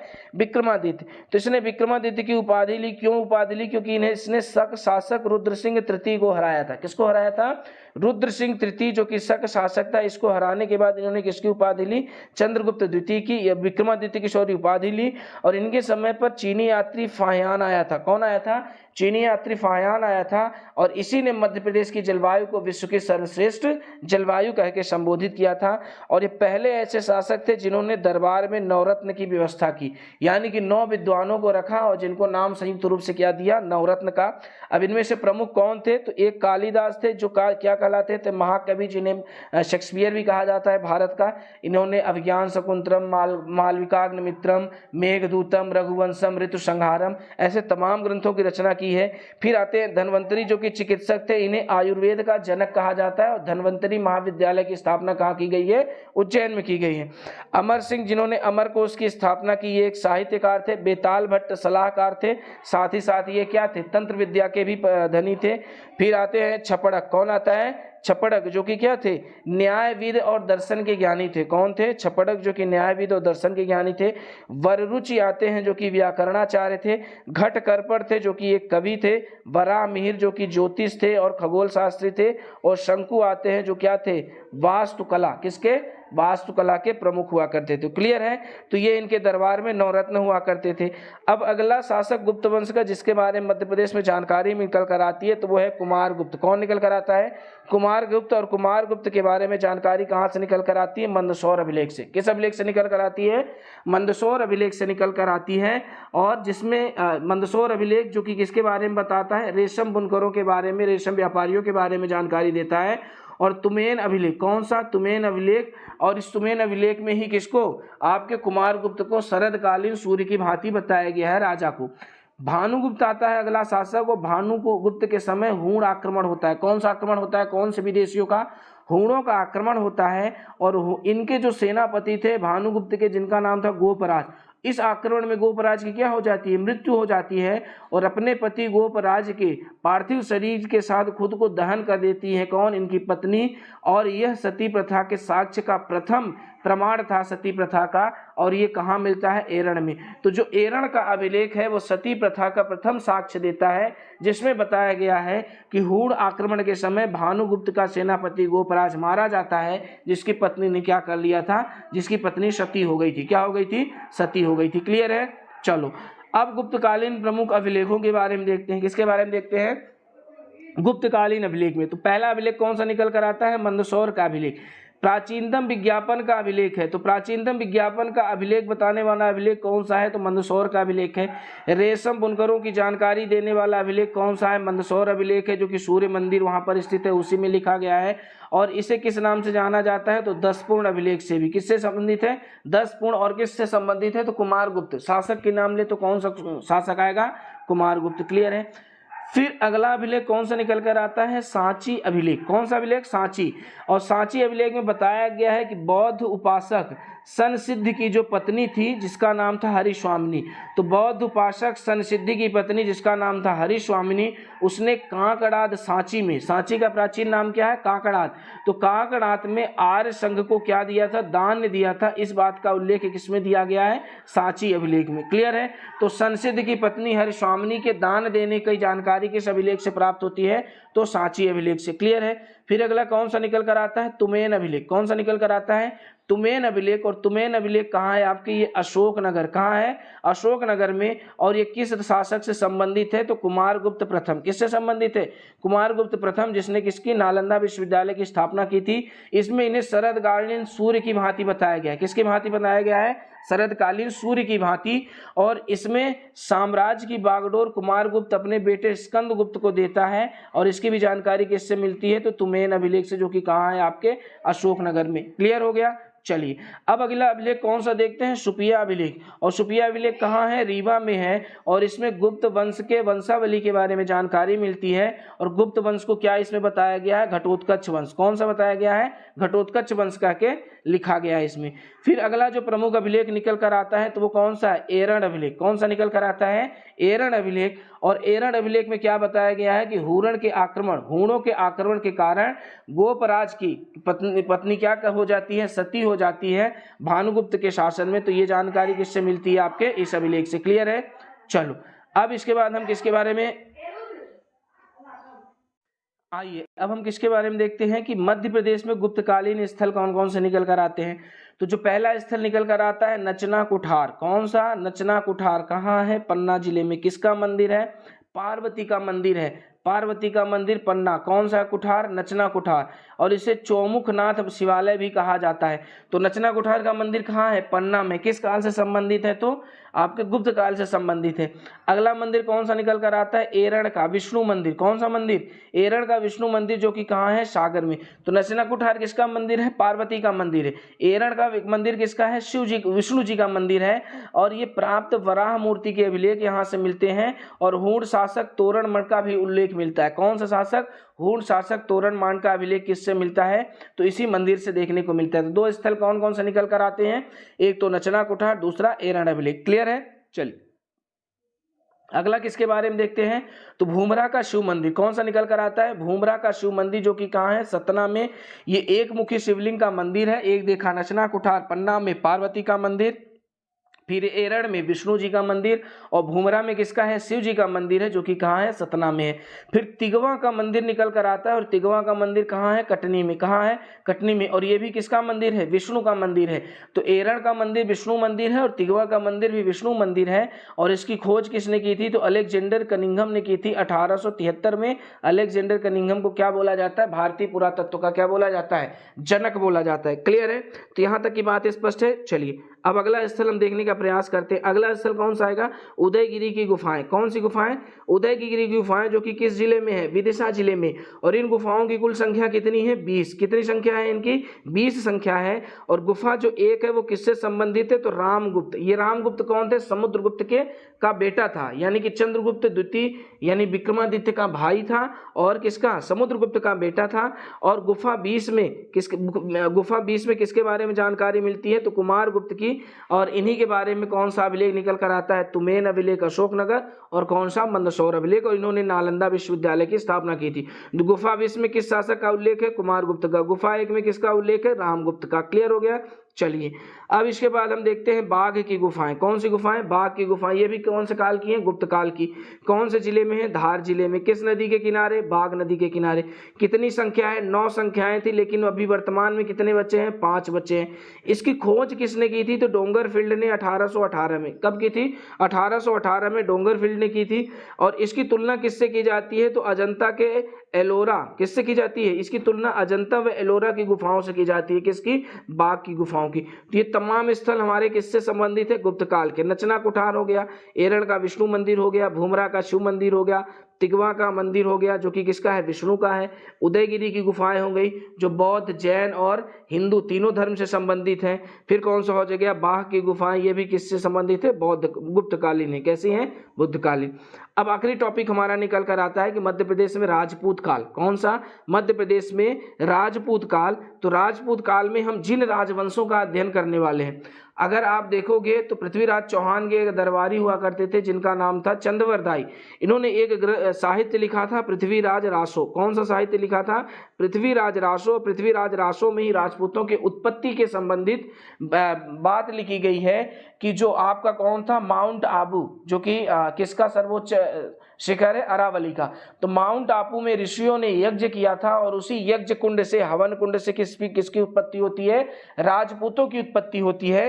अब इन राजपूतों में से सबसे प्रमुख किसके बारे में बताया था? गुर्जर प्रतिहार के बारे में, चौहान के बारे में, परवार के बारे में और चालुक्य सोलंकी गुजरात के बारे में। तो इन 4 राजवंशों के बारे में बताया गया है। तो सबसे पहले हम किसके बारे में देखेंगे? तो सबसे पहले हम देखेंगे मध्य प्रदेश में, हालांकि देखेंगे किसके बारे में? तो गुर्जर प्रतिहार वंश के बारे में, कलचुरी वंश के बारे में देखेंगे, चंदेल यानी जिसे जेजाग भुक्ति वंश कहा जाता है उसके बारे में, और परमार वंश के बारे में देखेंगे, क्योंकि यही 4 से 5 प्रमुख राजवंश थे जिन्होंने मध्य प्रदेश में क्या किया है? शासन किया है। तो अब सबसे पहला राजवंश कौन सा निकल कर आता है? गुर्जर प्रतिहार वंश। कौन सा निकल कर आते हैं? गुर्जर प्रतिहार वंश आता है। और इसका संस्थापक किसे माना जाता है? नागभट्ट को। किसे माना जाता है गुर्जर प्रतिहार वंश का संस्थापक? नागभट्ट को। अब इस गुर्जर प्रतिहार राजवंश ने अपनी राजधानी किसे बनाई? तो पहली राजधानी तो त्रिपक्षीय संघर्ष में कन्नौज को जीतने के बाद किसको बनाते हैं? ये बनाते हैं किसको? कन्नौज को ही बनाते हैं। लेकिन दूसरी राजधानी फिर ये किसको बनाते हैं? उज्जैन को। किसको बनाते हैं? उज्जैन को। क्लियर हो गया। अब इस वंश का जो सबसे प्रमुख और प्रतापी शासक निकल कर आता है उसका नाम है मिहिर भोज। कौन है? मिहिर भोज। और मिहिर भोज से संबंधित जो अभिलेख है वो ग्वालियर का अभिलेख है, जिसे क्या बोला जाता है? सागर ताल अभिलेख भी। क्या बोला जाता है? सागर ताल अभिलेख भी बोला जाता है। तो ग्वालियर का अभिलेख किस राज शासक के बारे में बताता है? मिहिर भोज का अभिलेख। या पूछेगा मिहिर भोज के बारे में जानकारी किस अभिलेख से प्राप्त होती है? तो ग्वालियर, या जिसे सागर ताल अभिलेख भी कहा जाता है। इसमें इसी मिहिर भोज के शासन काल में कौन आया था? अरबी यात्री सुलेमान। किस यात्रा, कहाँ की यात्रा पर आया था? मध्य प्रदेश की यात्रा पर। तो मध्य प्रदेश की यात्रा में अरबी यात्री जो सुलेमान आता है वो किसके शासन काल में आता है? तो गुर्जर प्रतिहार वंश का जो शासक था कौन? मिहिर भोज। ग्वालियर अभिलेख, कौन सा अभिलेख आता है? ग्वालियर अभिलेख। इसे ग्वालियर अभिलेख में जो मिहिर भोज है इसको क्या कहा गया? आदि वराह। क्या कहा गया है? क्या कहा के संबोधित किया गया है? आदि वराह कहकर संबोधित किया गया। तो कुल मिलाकर गुर्जर प्रतिहार वंश के बारे में मध्य प्रदेश में किसी के बारे में पढ़ना है तो किसके बारे में पढ़ना है? मिहिर भोज के बारे में। क्लियर है। अब इसी गुर्जर प्रतिहार वंश से ही कुछ शासक सामंत निकलते हैं, जिनमें से कलचुरी एक आता है, एक चंदेल आता है, और कौन आते हैं? परमार आते हैं। तो अब एक एक करके इनके बारे में भी हम क्या कर लेते हैं? अध्ययन करते हैं। तो सबसे पहले कौन सा राजवंश आता है? चंदेल राजवंश, जिसे क्या बोला जाता है? जेजाक भुक्ति राजवंश भी कहा जाता है। संस्थापक इसके कौन थे? तो इसके संस्थापक थे नन्नुक। कौन था इस वंश का संस्थापक? नन्नुक। और इसका जो क्षेत्र था वो कौन सा था? बुंदेलखंड। कौन सा क्षेत्र था? बुंदेलखंड। और आपको पता है कि ये बुंदेलखंड मध्य प्रदेश में नहीं बल्कि मध्य प्रदेश उत्तर प्रदेश दोनों क्षेत्र में फैला है। तो ये क्षेत्र बुंदेलखंड था, लेकिन राजधानी इसी कारण इन्होंने किसको बनाई? तो एक तो राजधानी महोबा थी जो कि कालिंजर जिसे कहा जाता है उत्तर प्रदेश में, और मध्य प्रदेश में इनकी जो राजधानी थी वो छतरपुर के खजुराहो में थी। क्लियर। तो चंदेल वंश की या जेजाक भुक्ति वंश की 2 राजधानी थी, एक तो महोबा कालिंजर, दूसरी खजुराहो थी। इसका जो प्रमुख शासक था वो जयशक्ति आता है, और जयशक्ति के नाम पर ही इस वंश का नाम क्या पड़ गया है? जेजाग भुक्ति। क्या नाम पड़ गया है? जेजाग भुक्ति। तो जेजाग भुक्ति वंश इसका नामकरण हुआ है किस शासक के नाम पर? तो जयशक्ति के नाम पर। क्लियर है। चलिए अगला हम इसके बारे में देखते हैं कि जयशक्ति की ही पुत्री थी जिसका नाम था हट्टा। क्या नाम था? हट्टा। तो जयशक्ति की पुत्री हट्टा का विवाह किसके साथ होता है? तो कलचुरी वंश के शासक थे कोकल्य, या संस्थापक भी थे। तो कोकल्य से इसका क्या होता है? विवाह होता है किसका? हट्टा का, जो कि किसकी बेटी थी? जयशक्ति की। और जयशक्ति किस वंश से था? आपके चंदेल वंश था। यानी कि चंदेलों और कलचुरियों के बीच क्या हो जाता है? वैवाहिक संबंध हो जाता है। खजुराहो में मंदिरों का निर्माण करवाया था किस राजवंश ने? चंदेलों ने। तो खजुराहो में मंदिरों का निर्माण किस राजवंश ने करवाया है? चंदेलों ने करवाया है। अब इसमें जो एक प्रमुख मंदिर निकल कर आता है मतंगेश्वर मंदिर, और मतंगेश्वर मंदिर का निर्माण किसने करवाया था? हर्षवर्धन ने। किसने करवाया था? हर्षवर्धन। यानी कि हर्षवर्धन नहीं, हर्षवर्धन आपके वर्धन वंश का प्रतापी शासक था, और इनका नाम है हर्षवर्मन। और इन्हीं हर्षवर्मन को श्रीनगर के ललितादित्य मुक्तापिंड, श्रीनगर का शासक था ललितादित्य मुक्तापिंड, जो इनको क्या करता है? पराजित करता है। अगले प्रमुख शासक कौन आते हैं? यशोवर्मन। तो सबसे पहले देखा संस्थापक कौन थे? नुन्नुक थे। फिर जयशक्ति, जिनके नाम पर राजधानी वंश का नाम जेजाग भुक्ति पड़ा। बेटी हट्टा का विवाह कोकल्य से हुआ। फिर मतंगेश्वर मंदिर का निर्माण हर्षवर्मन ने करवाया। अब अगले शासक कौन आएंगे? यशोवर्मन। यशोवर्मन ने खजुराहो में चतुर्भुज लक्ष्मण मंदिर का निर्माण करवाया। तो चतुर्भुज लक्ष्मण मंदिर का निर्माण करने वाले शासक कौन थे? यशो बर्मन, है ना। फिर अगला निकल कर आता है, जो प्रमुख शासक निकल के आते हैं, राजा धंग। ये शिव जी के बहुत बड़े भक्त थे। कालिंजर को इन्होंने क्या बनाया, राजधानी। क्या बनाया, कालिंजर को इन्होंने राजधानी बनाया। पार्श्वनाथ व शिव विश्वनाथ की मंदिर, तो पार्श्वनाथ और विश्वनाथ के मंदिर का भी निर्माण किसने करवाया, राजा धंग ने करवाया था। और प्रयाग में गंगा यमुना सरस्वती के संगम में ये क्या कर लेते हैं, जल समाधि ले लेते हैं। कौन, राजा धंग। कौन ले लेते हैं, राजा धंग। फिर कौन आते हैं, राजा गंड। कौन आते हैं अगले शासक, राजा गंड। और इन्होंने चित्रगुप्त व जगदम्बा मंदिर का निर्माण करवाया था। किन मंदिरों का निर्माण करवाया था, चित्रगुप्त व जगदम्बा मंदिरों का निर्माण। अब इस वंश का जो सबसे प्रतापी शासक निकल कर आता है वो आता है विद्याधर। कौन आता है, विद्याधर। इसने क्या किया था, शिव का बहुत बड़ा भक्त था और इसने कंदरिया महादेव मंदिर का निर्माण छतरपुर खजुराहो में करवाया, जो कि कितने मीटर है, 31 मीटर। और इसी मंदिर के सामने नंदी जी की मूर्ति बनाई, जो कि अब तक की सबसे बड़ी, भारत की सबसे बड़ी नंदी की मूर्ति है, जो कि कहाँ है, कंदरिया महादेव मंदिर खजुराहो में स्थित है। इन्होंने महमूद, एकमात्र भारत का वो शासक था जिसने महमूद गजनवी का सफल विरोध किया था, यानी कि उसके अभियान को क्या दिया था, रोका था। वो कौन था, विद्याधर। और इसने गुजरात के शासक की हत्या कर दी थी, सिर्फ इस कारण क्योंकि इस गुजरात के शासक ने महमूद गजनवी के सामने क्या कर दिया था, आत्मसमर्पण कर दिया था। इस कारण ये किसकी हत्या कर देता है, उस गुजरात के शासक की। फिर अगला कौन आता है, कीर्ति वर्मन। अगले शासक कौन आते हैं, कीर्ति वर्मन। और कीर्ति वर्मन ने महोबा उत्तर प्रदेश में अपनी राजधानी में कीर्ति सागर झील बनवाया। कौन सा झील बनवाया, कीर्ति सागर झील का निर्माण करवाया।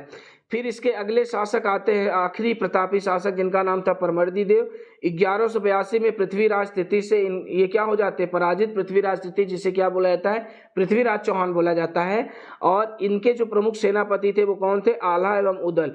तो ये 1182 के युद्ध के बारे में और आला उदल के इन सब चीज़ों के बारे में जानकारी किससे मिलती है, तो अभी हमने बताया था चंदवर दाई की जो पुस्तक थी, साहित्य था पृथ्वीराज रासो। क्लियर है। और इस वंश के जो अंतिम शासक निकल कर आते हैं उनका नाम क्या था, हम्मीर वर्मन। क्या नाम था, हम्मीर वर्मन।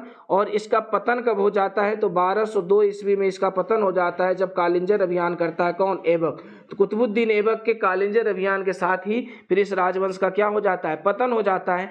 और इसी वंश की आखिरी राजकुमारी हुआ करती थी जिसका नाम क्या था, रानी दुर्गावती, जो दुर्गा अष्टमी के दिन पैदा हुई थी और जिसका विवाह फिर किससे होता है, गोंड वंश, गोंड शासक, कहाँ से, आपके जो जबलपुर के गोंड शासक थे। क्लियर है। तो ये तमाम चीजें किसके बारे में निकल कर आती हैं, ये निकल कर आती है आपके चंदेल वंश के बारे में। कौन कौन से शासक के बारे में हमने देखा, संस्थापक कौन थे, संस्थापक नन्नुक थे, जयशक्ति के नाम पर जयजाग भुक्ति बड़ा, बेटी हट्टा थी, कोकल्य से विवाह।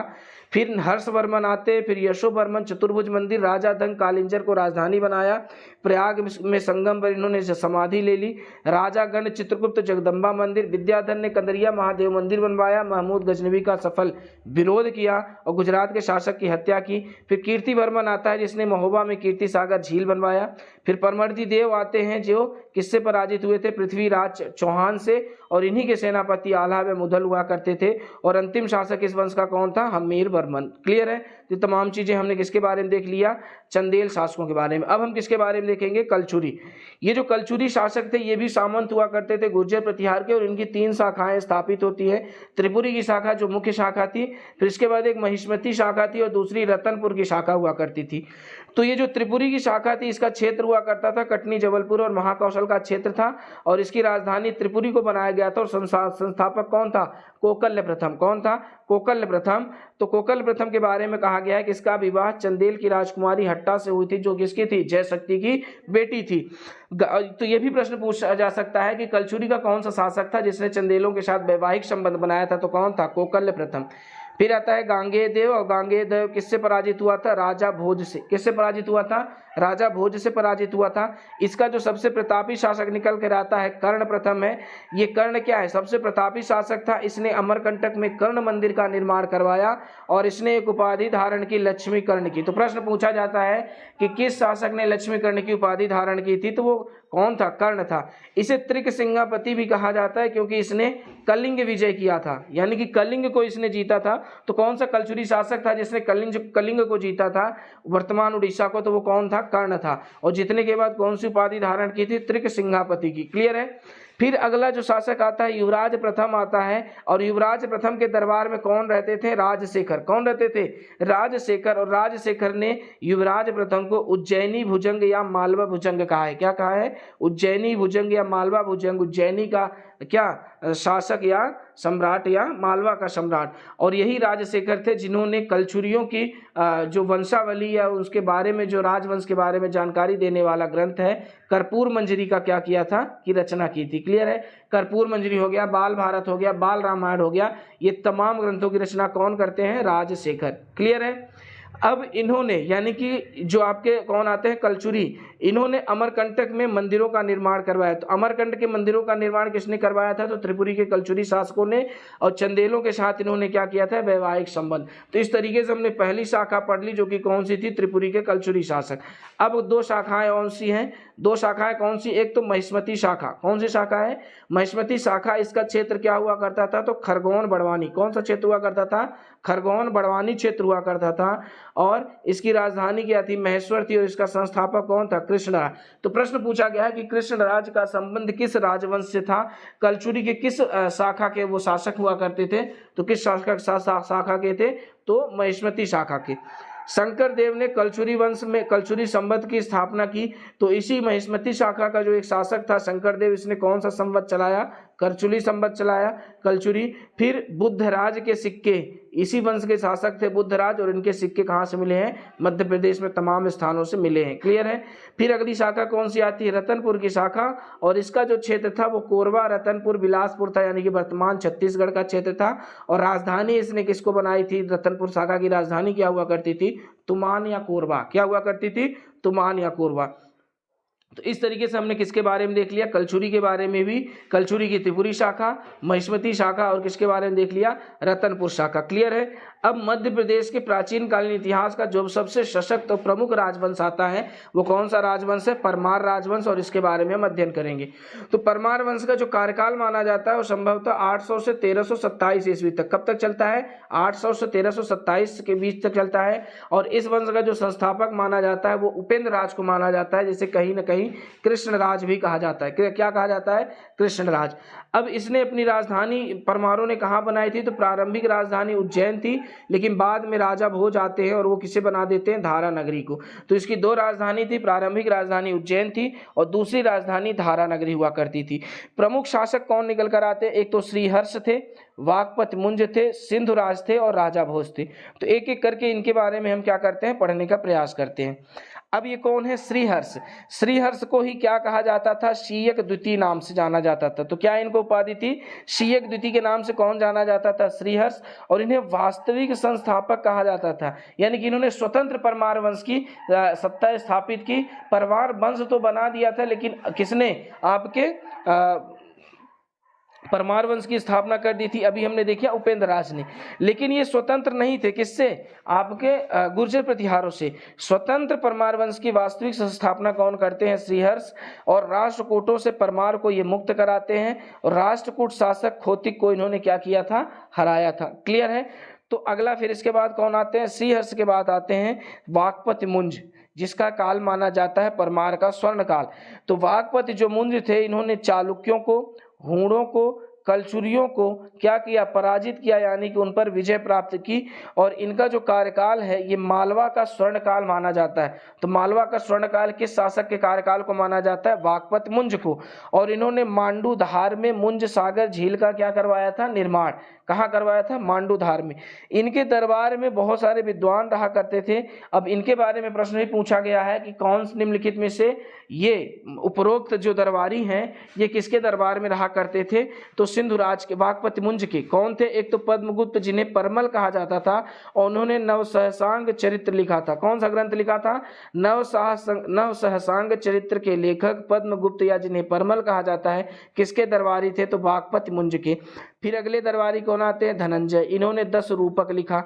फिर आते हैं धनिक, इन्होंने यशो रूपावलोक लिखा। क्या लिखा? यशो रूपावलोक। फिर अगले प्रमुख व्यक्ति आते हैं मेरुतुंग। कौन आते हैं? मेरुतुंग। और इन्होंने क्या लिखा था? प्रबंध चिंतामणि। और ये प्रबंध चिंतामणि किस धर्म से संबंधित है? जैन साहित्य। तो ये बहुत इंपॉर्टेंट है, प्रश्न भी पूछा गया है कि बताइए प्रबंध चिंतामणि ग्रंथ का संबंध किस धर्म से है? तो किस धर्म से है? जैन साहित्य से। किसने लिखा था? मेरुतुंग ने। किसके दरबार में थे? वाकपत मुंज के। तो दो व्यक्ति प्रमुख हो जाते हैं, एक तो पद्मगुप्त परमल और दूसरे मेरुतुंग। ये किसके दरबार में हुआ करते थे? वाकपत मुंज के। अब अगले शासक कौन आते हैं? सिंधुराज। तो सिंधुराज के बारे में जानकारी किससे मिलती है? नवसहसांक चरित्र से। किससे मिलती है? नवसहसांक चरित्र, जिसे किसने लिखा था? परमल ने लिखा था। और इन्हीं के पुत्र कौन होते हैं? राजा भोज। कौन आते हैं? राजा भोज। मध्य प्रदेश का सबसे प्राचीन इतिहास का सबसे महान योद्धा शासक कौन है? राजा भोज। तो अब इन राजा भोज के बारे में हम डिटेल से पढ़ने का प्रयास करते हैं। तो ये जो राजा भोज थे, इनका जन्म कब होता है? तो 980 में। कहाँ होता है? उज्जैन में। और इन्होंने दो उपाधियां धारण की, एक तो कविराज की उपाधि धारण की और दूसरे नव विक्रमादित्य की। तो नव विक्रमादित्य की नहीं, नव विक्रमादित्य की उपाधि किसने धारण की थी? आपके राजा भोज ने। फिर इनकी जो मृत्यु हो जाती है वो 1055 ईस्वी में हो जाती है, क्योंकि इस समय शासक कौन आक्रमण करता है? तो कलचुरी शासक कर्ण, जो कि कलिंग को जीतता है, त्रिग सिंगापति की उपाधि धारण करता है और कलचुरी वंश का सबसे प्रमुख शासक था। तो ये गुजरात के सोलंकी चालुक्य वंशों के साथ मिलकर आक्रमण करता है और किसको पराजित करता है? राजा भोज को। राजा भोज स्वयं बहुत बड़े विद्वान थे, साहित्यकार थे, और इन्होंने बहुत सारी ग्रंथों की क्या की है? रचना की है। और इनमें से जो प्रमुख ग्रंथ है वो कौन सा है? भोज प्रबंधनम। और ये भोज प्रबंधनम इनकी अपनी आत्मकथा है। क्या है? आत्मकथा है। इसके अलावा सरस्वती कंठाभरण, विद्या विनोद, सिद्धांत संग्रह, चारु चर्चा और सम्रांगण सूत्रधार, इन सब ग्रंथों की रचना कौन करते हैं? राजा भोज करते हैं। और इनके ही ग्रंथों में किसके बारे में? जहाज और विमान बनाने की कला के बारे में क्या किया गया है? लिखा गया है। अब राजा भोज की सांस्कृतिक उपलब्धियां क्या थी? इन्होंने भोजशाला का निर्माण करवाया। भोजशाला मंदिर था, इसका निर्माण इन्होंने कहाँ करवाया? धार में। धार में इन्होंने संस्कृत विद्यालय का निर्माण करवाया। और इसी भोजशाला मंदिर में, धार में, वाग देवी की प्रतिमा स्थापित की। किसकी प्रतिमा? वाग देवी की, सरस्वती की प्रतिमा स्थापित की, जिसे वर्तमान में सरस्वती पुरस्कार में क्या किया जाता है? भेंट स्वरूप दिया जाता है। त्रिभुवन मंदिर का इन्होंने निर्माण करवाया, जो कि कहाँ है? चित्रकूट में, सॉरी कहाँ है? चित्तौड़गढ़ में। तो राजस्थान के चित्तौड़गढ़ में इन्होंने एक मंदिर का निर्माण करवाया। कौन सा? त्रिभुवन मंदिर। और ये प्रीलिम्स में पूछा जा चुका है। भोजपुर नगर और भोजपुर मंदिर, जिसे पूर्व का सोमनाथ कहा जाता है और भारत का सबसे बड़ा शिवलिंग है, ये किसने निर्माण करवाया था? तो ये राजा भोज ने करवाया था। भोज ताल, जिसे बड़ा ताल आज वर्तमान में कहा जाता है, भोपाल में है। और साइक्लोपीडियन बांध, क्या बोला जाता है? साइक्लोपीडियन बांध, विशाल बांध, इन दोनों का निर्माण कौन करवाते हैं? राजा भोज करवाते हैं। लेकिन बाद में इस साइक्लोपीडियन बांध को कौन? होशंग शाह जो था उसको क्या करवा देता है? तुड़वा देता है, नष्ट करवा देता है। अब धार का जो किला है, तो धार के किले का निर्माण किसने करवाया था? राजा भोज ने। इसका वास्तुकार कौन था? तो लीलोधान गिरी। कौन था? लीलोधान गिरी। तो धार का किला बनवाया राजा भोज ने, जिसका वास्तुकार था लीलोधान गिरी। लेकिन आपको पढ़ने में मिलेगा कि जो धार का किला है उसका निर्माण मध्यकाल में मोहम्मद बिन तुगलक ने करवाया था। तो ऐसा नहीं है, मोहम्मद बिन तुगलक ने इस धार के किले का जीर्णोद्धार करवाया था, लेकिन इस किले का निर्माण किसने करवाया था? तो राजा भोज ने। क्लियर है? तो ये इनकी सांस्कृतिक उपलब्धियां हो गई। अब इनकी सैन्य उपलब्धियां देख लेते हैं। तीनों ने कलिंग के शासक इंद्रनाथ को हराया था, कलचुरी के शासक गांगेय देव को हराया था, तेलंगाना के शासक तैलब को हराया था, और कोंकण के शासक सिलाहर यानी काशी देव को हराया था। किसको हराया था? काशी देव को। और इन्होंने तैलब को हराया था और गांगेय देव को हराया था। तो गांगेय को हराने के कारण और तैलब को हराने के कारण ही एक कहावत बनी है कि कहाँ राजा भोज, कहाँ गंगू तेली। तो गंगू का मतलब गांगेय देव और तेली का मतलब होता है तैलब्दुति। तो इनको क्या किया था? इन्होंने पराजित किया था। फिर अगला आता है कि जहाज व विमान बनाने की विधियों का उल्लेख किसके साहित्यों में, ग्रंथों में मिलता है? तो राजा भोज के। और राजा भोज के दरबार में 500 से अधिक विद्वान रहा करते थे, या यूँ कहो तो प्राचीन इतिहास में सबसे ज़्यादा विद्वानों को अपने दरबार में रखने वाले शासक कौन हुआ करते थे? राजा भोज। अब राजा भोज के दरबारी कौन थे? तो एक तो धनपाल थे, भास्कर भट्ट और दामोदर मिश्र। कौन थे? धनपाल, भास्कर भट्ट और दामोदर मिश्र। धनपाल ने जैन धर्म को अपना लिया था और तिलक मंजरी ग्रंथ लिखा था। कौन सा ग्रंथ? तिलक मंजरी ग्रंथ। ये जो भास्कर है इनको भोज ने विद्यापति की उपाधि दी थी। किसकी उपाधि दी थी? विद्यापति की उपाधि किसे प्राप्त थी? भास्कर भट्ट को। किसने दी थी? राजा भोज ने। दामोदर मिश्र इन्होंने एक ग्रंथ लिखा था हनुमान नाटक। क्या लिखा था? हनुमान नाटक। तो हनुमान नाटक किसने लिखा था? दामोदर मिश्र, जो कि किसके दरबार में रहा करते थे? राजा भोज के। क्लियर है। अब इस तरीके से हमने राजपूत वंशों को देख लिया। अब एक और राजवंश आता है जो कि राजपूतों से क्षमता रखता है, और वो ये कौन सा राजवंश है? कछवाहा वंश, जिसे कच्छप घात वंश भी कहा जाता है। ये कछवाहा वंश जो कच्छप घात वंश था, इसका क्षेत्र था गोपांचल, मुरैना, शिवपुरी। गोपांचल का पर्वत जो ग्वालियर के आसपास है, ग्वालियर का किला भी इसी पर स्थित है, और दतिया। तो ये जो कछवाहा वंश का जो प्रशासन का क्षेत्र था, गोपांचल, मुरैना, शिवपुरी और दतिया हुआ करता था।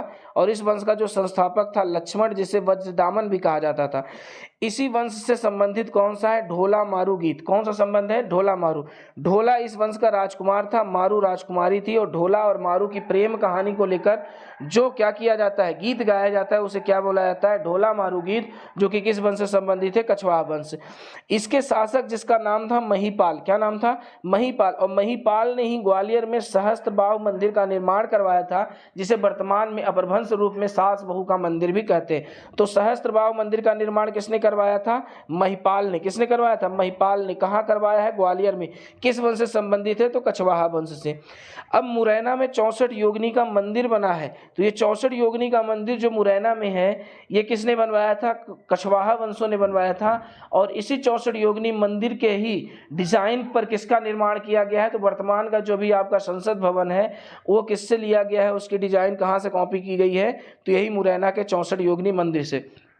इसके अलावा 64 योगिनी मंदिर आपके छतरपुर खजुराहो में भी है, और आपके भेड़ाघाट जबलपुर में भी स्थित है। क्लियर है। फिर ककन मठ का मंदिर बहुत इंपॉर्टेंट है। ककन मठ का मंदिर कहाँ है? मुरैना के सिहोनिया में। कहाँ है? मुरैना के सिहोनिया में है। और इसी सिहोनिया ये क्या थी? कछवाहों की राजधानी हुआ करती थी। क्या हुआ करती थी? कछवाहों की राजधानी हुआ करती थी। तो प्रश्न पूछा गया है ककन मठ मंदिर कहाँ है? तो मुरैना में है। किस राजवंश से संबंधित है? तो आपके किससे संबंधित है? ये कछवाहा वंश से। क्लियर है। तो इस तरीके से हमने कछवाहा वंश के बारे में भी देख लिया। इस तरीके से हमारा जो प्राचीन मध्य प्रदेश का इतिहास था, उसको हमने बड़े डिटेल से देखा। जो कुछ अन्य फैक्ट रह गए हैं उनको वन लाइनर फैक्ट में, और जो आपके वस्तुनिष्ठ प्रश्न लेकर आएंगे वहां पर उनको सॉल्व करेंगे।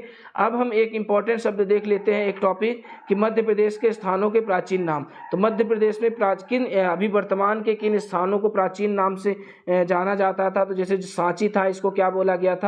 काकड़ा। क्या बोला गया था? काकड़ा, जिसमें आर्य संघ को दान देने की बात की गई थी। मंदसौर, इसको प्राचीन नाम क्या है? तो दसपुर कहा जाता है। पचमढ़ी, इसका प्राचीन नाम क्या था? पांचालगढ़। दमोह, इसका नाम था तुंडीकर। मांडू, इसका प्राचीन नाम था सादियाबाद। मुरैना, इसका नाम था मयूरवन। ओंकारेश्वर, जिसका नाम था मांधाता। दतिया, जिसका नाम था दिलीप नगर। विदिशा, जिसका नाम था भेलसा या बेसनगर। बुरहानपुर, जिसका नाम था खानदेश। एरण, जिसका स्वभोग नगर कहा गया किसके समय? समुद्रगुप्त के समय। फिर आता है आपका शिवपुरी, जिसे अनलपुर या सिपरी भी कहा जाता है। कटनी, जिसका नाम था मुडवारा। दमोह, जिसे तुंडीगर कहा जाता था। फिर आता है आपका बघेलखंड, जिसे कारुष प्रदेश या बांध वेश भी कहा जाता था। फिर आपका पन्ना आता है। पन्ना को क्या बोला जाता था? पद्मावतीपुरी। क्या बोला जाता था? पद्मावतीपुरी। और कौन सा आता है आपका? रीवा। रीवा को रीमा या भथा भी कहा जाता था। क्या कहा जाता था? भथा भी कहा जाता था। तो इस तरीके से हमने आज के इस वीडियो में मध्य प्रदेश के प्राचीन इतिहास को कंप्लीट कर लिया है। इसको आप एक बार देखने के बाद रिवाइज ये वीडियो तुरंत आप देखिएगा, स्पीड भले बढ़ा लीजिएगा। तो 2 बार जब यहाँ से आप गुजरेंगे तो काफ़ी चीज़ें आपकी स्पष्ट हो जाएंगी। फिर इसके बाद हम आपको इससे संबंधित जो अन्य छोटे तथ्य हैं वो भी लेकर आएंगे, और इससे संबंधित जो वस्तुनिष्ठ प्रश्न हैं वो भी लेकर आएंगे। और इसके पीडीएफ हम आपको टेलीग्राम पर पोस्ट कर देंगे। वहां से आप अपनी ये नोट्स अपने हाथों से लिखकर बनाइएगा, जिसका प्रभाव आप पर ज़्यादा पड़ेगा, आपकी स्मृति पर। तो कैसा रहा ये आज का वीडियो, आप कमेंट बॉक्स में ज़रूर बताइएगा। और आपके द्वारा किया गया कमेंट इस बात का निर्धारण करेगा कि अब हमें मध्य प्रदेश के इतिहास का मध्यकालीन इतिहास या आधुनिक इतिहास का वीडियो लाना है कि नहीं लाना है, ये आपके कमेंट पर डिसाइड करेगा। अगर हम अंदर इसका दूसरा वीडियो भी लेकर आपके सामने प्रस्तुत कर देंगे। क्लियर है। तो मिलते हैं नेक्स्ट वीडियो में। सदैव की तरह कहूँगा, माता पिता, गुरुजनों, किसानों और सैनिकों का आप सम्मान कीजिए, क्योंकि हमारे और राष्ट्र के अस्तित्व के निर्माता हैं। तब तक के लिए आप सभी को जय हिंद।